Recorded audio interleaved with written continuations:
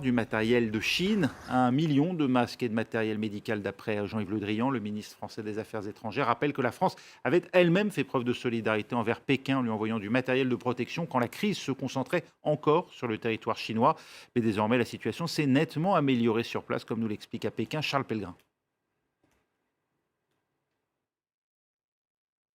En Chine, la peur du coronavirus laisse place peu à peu à l'optimisme. Seulement 13 nouveaux cas confirmés ce mardi, dont un à Wuhan, le centre de cette pandémie. Tous les autres cas sont des cas importés. C'est désormais le risque majeur auquel la Chine fait face.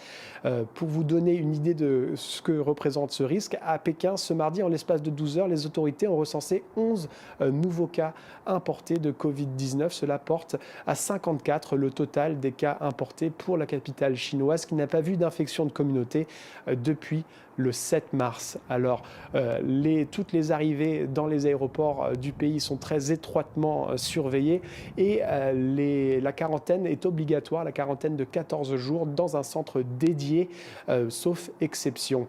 Alors, les autorités tentent de minimiser ce risque des cas importés, mais continuent de lever les restrictions sur la vie quotidienne.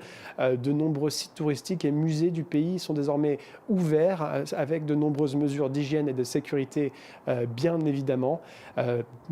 Tout semble indiquer que la situation s'améliore dans le pays et ça, les médias d'État chinois le savent. Cette crise est devenue une opportunité pour eux de vanter le modèle chinois et les mesures drastiques qui ont été prises, surtout à un moment où de nombreux autres pays semblent suivre dans le même chemin.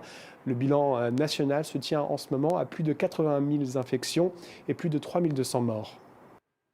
Dernier pays en date à faire